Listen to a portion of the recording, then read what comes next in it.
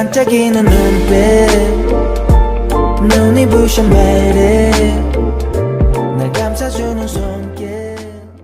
Shin Yojin was stunned when she got a call from the missing person unit telling her they had found her daughter. They confirmed through DNA testing that the match was perfect. She had already tested Eunchung's DNA knowing he was her relative, but now the police were telling her they found someone whose DNA matched her own. She could hardly believe it. Is it really true? Is it a full match? They assured her this time the test was accurate as the previous sample had been contaminated. Shin Yojin was confused, feeling like she was in a dream. She'd been told her daughter Yujin had died years ago and everything had pointed to the truth. In fact, a woman named Choi Myung-ji had even arranged an accident to take Yujin's life. So how could someone with the same DNA as her daughter suddenly appear? She'd kept Eunchung close, even pretending that Guhana, who she had brought into her home, was her daughter, even though no one besides a few trusted people knew the truth.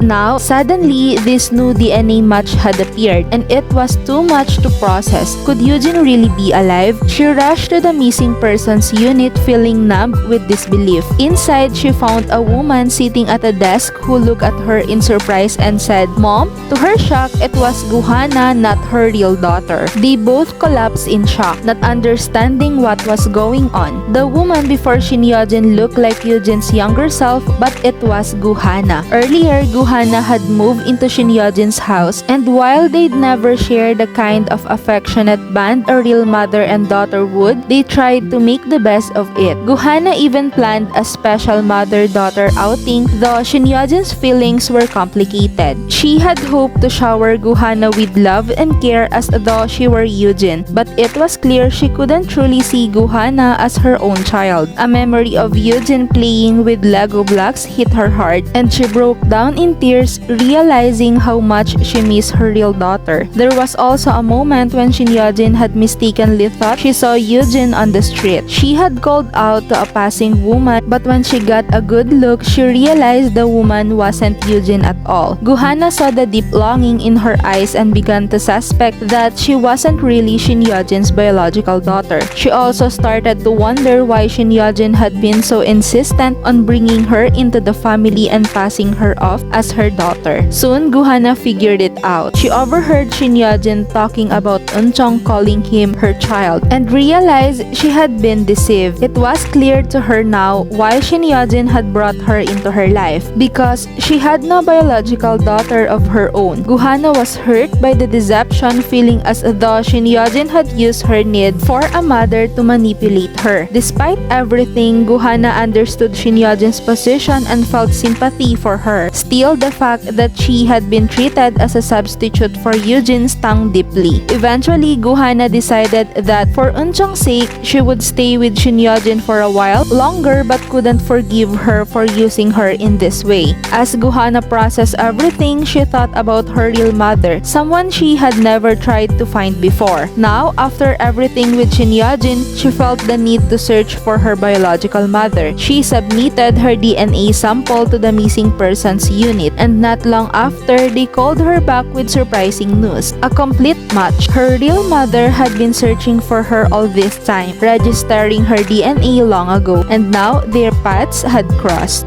'Cause you are beautiful.